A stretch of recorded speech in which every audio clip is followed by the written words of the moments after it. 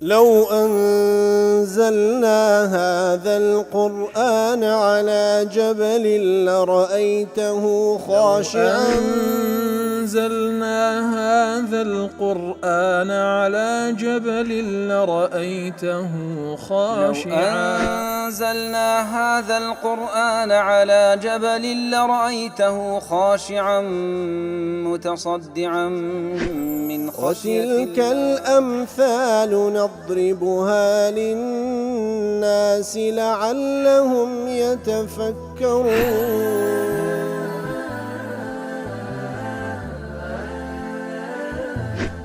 الحمد لله والصلاة والسلام على رسول الله وعلى آله وصحبه ومن والاه.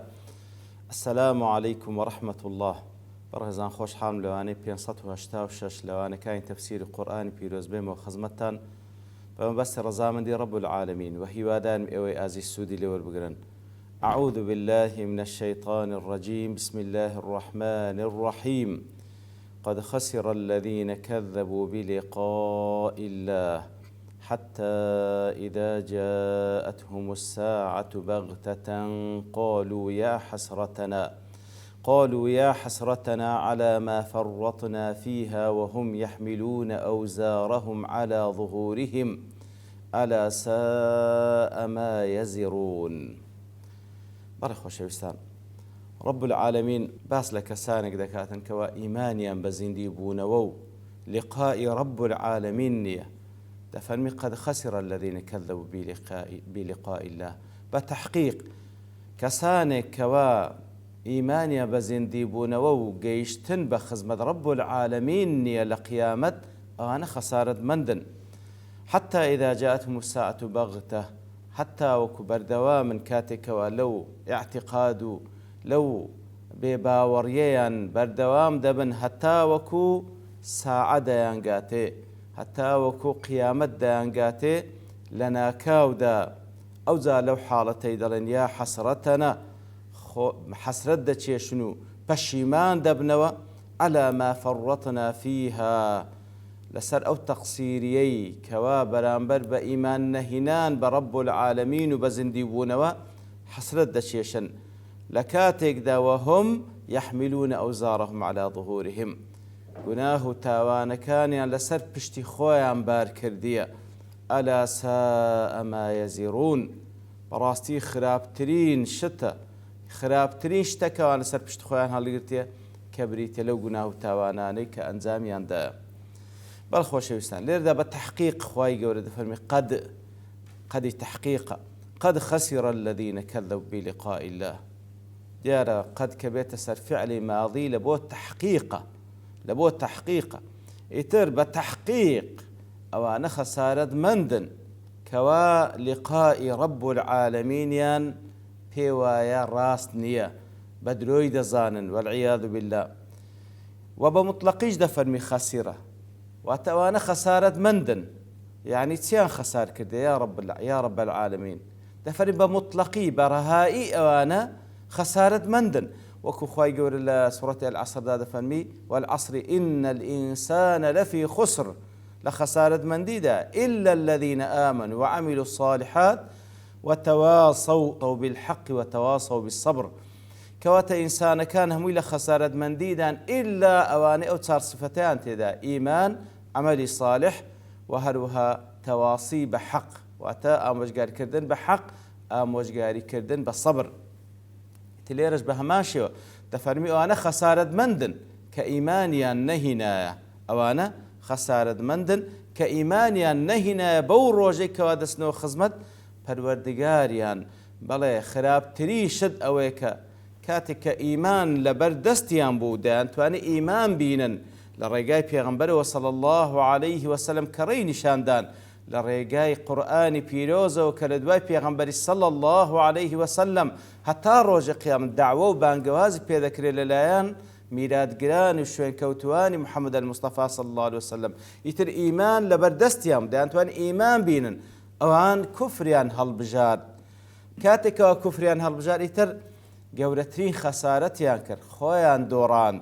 ماڵ و منداڵیان لەدەستدا، هەموو دنیا و عمر و تەمەنیان لەدەستدا و ئەو جا ڕەزامەندی رب العالمین و بەهەشتیان لەدەستدا ئەکبەر خەسارەت گەورەترین خەسارەت ئەوەیە کەوا ئینسان نەزانین لۆ چه هاتە ژیانی دنیا، نەزانی وەزیفەی چییە، نەزانی بەرەو چێندەرێ دەڕوا،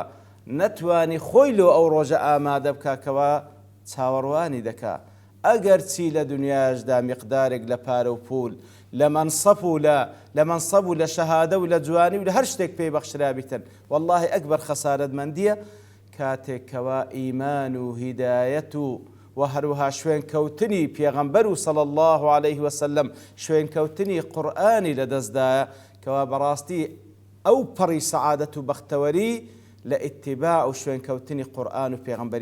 پێغەمبەر صلی الله عليه وسلم هەم لە دنیا و ئەو زادوایش بەختەوەر و سەعادەتی حەقیقی لە قیامەتدا لە بەهەشتی پانوبەرین.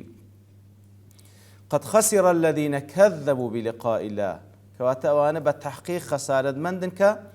لقاء رب العالمین یان پێ درۆیە والعیاذ بالله بە درۆی دەزانن. لقاء بەڵێ ئێمە هەمومان ئەو لقاءمان لە پێشە واتە لە بەردەستی رب العالمین لە ساحەی مەحشەر ڕادەگیرین. بەڵێ كذبوا بلقاء الله ئیتر دیارە لقاء رب العالمین لە قیامەتە کاتێکەوە کەسێک دەمری و زندی دەکرێت و ئیتر لە قیامەتدا حەشر دەکرێ و لە مەحکەمەی ئیلاهی لە بەردەستی پەروەردگار ڕادەگیرێ سبحانه وتعالى و حسابی لەگەڵ دەکرێ. لێردا هەندێک لە زانن دەفەرمون ئەو یەک لەو ئاەتانێکەوە ئیثباتی ڕؤیە دەکا ڕؤیەت الله عز وجل. ئیتر جگە لەو ئاەتە و چەندین ئايات و ئەحادیثی تر هەیە زۆر سەریحتر کە باس لە ڕؤیە و بینینی رب العالمین دەکا کەوا ئەوە بەشێکە لە عەقیدە ئەهلی سونە و جەماعە کە رب العالمین لە قیامەتدا و بە تایبەتیش لە بەهەشتدا وەکو گەورەترین فەزل و نیعمەت لەگەڵ ئەهلی بەهەشت ڕەزامەندی رب العالمین و شادبوونەوە بە دیدار رب العالمینە. ئیتر ئەو ئاتەش دەفەرمون ئەینی ئەوەش بەشێکە یاخود یەکێک لە ئاتەکان سەربینین رب العالمین، بەڵام هەندێک دەزانان دەفەرمون لێردا لقاء رب العالمین زیاتر مەبەست ئەوەیە وەستانە لە بەردەستی رب العالمین لەبەرەوەی لێردا بە تایبەتی باز لە کەسانێک دەکاکەوە كذبوا بلقاء الله واتە ئەو لقایە و ئەو وەستانە لە ژێر دەستی رب العالمین ئەوان بە درۆی دەزانن ئایا کەسی کافر کاتێکەوە حەشر دەکرێ و رب العالمین حساب لەگەڵ دەکە ئایا خوا دەبینی سبحانه وتعالى. ئیتر خلاف لە نێوان عولەما هەیە بە بەڵگەی و ئاەتێکەوە لە سوڕەتی المطففین رب العالمین دەفەرمێ کەلا ئینەهم عن ربهم يومئذ لمحجوبون کەواتە کەسانێکی کافر حیجاب لە نێوان ئەوان و لە نێوان پەروەردگار هەیە کە وەکو زانان دەفەرمون گەورەترین سزایە لە بۆیان کە خوای گەورە بە هیچ شێوەیەک ئەو فەزل و نیعمەتیان لەگەڵ ناکا کە ئەوان شادنەوە بە دیدار رب العالمین. بە هەر حاڵ هەندێکیش دەفەرمون نەخێر کافرەکانیش لە ساحەی مەحشەر کەوا رب العالمین حسابیان لەگەڵ دەکا دەیبینن، بەڵام ئەو دیتنە نیە وەکو دیتنی بەهەشت کەوا ئیمانداران رب العالمین لە بەهەشتدا وەکو فەزل و نیعمەت و خۆشترین خۆشیەکانی بەهەشت دەیبینن، بەڵام لەوێن دەرێ کە دەشی بینن خوای گەورە سبحانه وتعالى با بڵێن بە غەضەب و هەروها بە تووڕەبوونەوە خوای گەورە سبحانه وتعالى ئەو لقایان لەگەڵ دەکاتن. یاخود هەندێک لە زانان دەفەرمون دەیبین و هەر یەک جار دەیبین و ئیتر چیتر نایبینن و هەندێک لە زانانی تر دەفەرمون ئەسڵەن نایبین وەکو گوتمان كلا إنهم عن ربهم يومئذ لمحجوبون. مهم لێرەدا ئەوەی کەوا باز دەکرێت لقاء رب العالمین لە ساحەی مەحشەر لە بۆ حسابە و کاتێکەوە لە بەردەستی ڕادەگیرێن. ئیتر ئەوانە خەسارەتمەندن کەوا ئەو لقاءی رب العالمین بە درۆ دەزانن. ئیتر بەردەوام لەو خەسارەتمەندیان ئەو ژیانیان بۆ شێوە بەڕێدەبن حتى إذا جاءتهم الساعة حتى لبو غاية كواتە بە تایبەتی ئەوانە خەسارن کەوا بەردەوامن لەسەر کوفرەکان هەتا دەمرن بەڵام ئەوەی کە کافریشە بەڵام پێش ئەوەی بمری ئیمان دەینی ئەوە لەو خەسارەتمەندە نەجاتی دەبی خوای گەورە دەرگای تەوبە قەپات ناکە. بەڵام ئەوانەی کەوا بەردەوامن لەسەرەوەی ئەعتیقادە فاسیدەیان هەتا وەکو مردن دەیانگاتێ ئەوانە خەسارەتمەندی حەقیقین. حتى إذا جاءتهم الساعة بغتة حتى لناكاوة كقيامت دي الساعة إتر هاتني روج قيامت هاتنكي بقشتي فعلا لناكاوة لەناکاوەکو لە چەندین ئاەت و لە چەندین حەدیثی پێغەمبەر صلی الله علیه وسلم ڕۆن کرێت بەڵێ علاماتەکان هەنەکەوە بەڵگەن لەسەر نزیک بوونەوەی قیامەت زۆر نەو علاماتان کە زۆرێک لێ هات تەجێ بەڵام علاماتی گەورەمە بەڵام ڕوودانەکەی بالضبط لەحظەی ڕوودانەکەی بەغتەتەن لە ناکاوێک دێ وەکو پێغەمبەر صلی الله علیه وسلم تەفسیلی پێدا لە ئەحادیثەکاندا و هەروەها وەکو زانان دەفەرمون بەنسبەت هەر کەسێکیش کە دەمری فقط قامت قیامەتۆ هەر کەسێک کە دەمری فعلا مردنیش لە ناکاو دێ کەواتە هەم هاتنی قیامەت بەگشتی لە ناکاوە هەم هاتنی مردن بەنسبەت هەر تاکێک بە هەماشەوە لە ناکاوە سبحان الله ئیتر کاتێکەوە قیامەت دێ لە ناکاو ئەوجا ئایا قیامەتی گەورەی یاخود مردنی ئەو شەخصەیە بە تایبەتی قالوا لەو حاڵەتەی چ دەڵێن یا حەسرەتەنا حەسرەت دەچێشن پەشیمانن لەسەر چی على ما فرطنا فيها لەو تەقسیریەی کەوا کردمان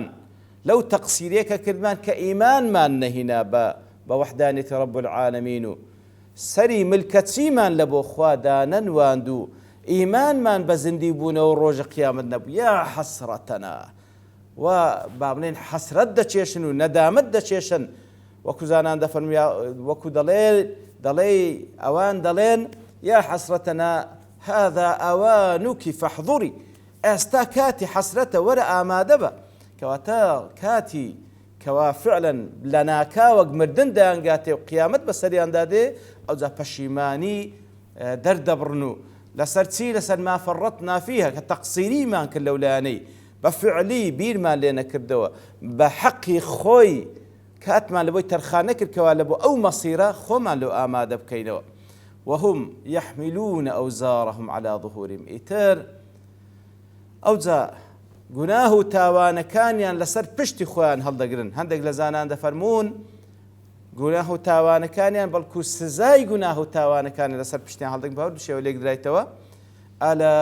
ئاگادار بن ساء ما يزرون خراپترین شتە کەوا کردەوەی خراپ و گوناه و تاوان لەسەر پشتی خۆیان هەڵبگرن خوا پەناماندا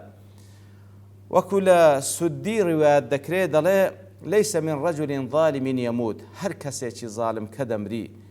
کاتێکەوە فيدخل قبره دەستە ناو قبرەکەی یاخود دەیبەنە ناو قبرەکەی إلا جاءه رجل قبيح الوجه إلا لە پاشەوەیکەوە با بڵێن دەینێژن لە ناو قبر تەقەتی دەکەن پیاوێکی قبيح الوجه دێ دموچاوێکی ناشرین ئەسود اللەونی ڕەنگێکی ڕەش منتن الريحی بۆنێکی ناخۆش بۆگەن عليه ثياب نەجیسە شمەک و جلوبەرگێکی لەبەرە زۆر پیسە حتى يدخل معه قبره ئیتر ئەو پیاوە ناشرین و بۆن ناخۆش و ڕەشە لەگەڵەوی دەستە ناو قبرەکەی فإذا رآه قال له کاتێکەوە ئەو کەسە ئەو پیاوە ناشرینە دەبینی پێی دەڵێ ما أقبح وجهك چەندە ناشرینی قال كذلك كان عملك قبيحا ئەویش پێی دەڵێ بەو شێوەی کردەوەکان ناشرین بوو قال ما أنت نريحك چەندە بۆنت ناخۆشە قال كذلك كان عملك منتنا بەو شێوەی کردەوەکانی تو بۆگەن بوو قال ما أدنس ثيابك جلکەکانت چەندە پیسە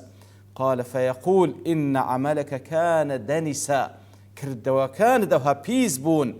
قال من أنت ئەتو چێی قال أنا عملك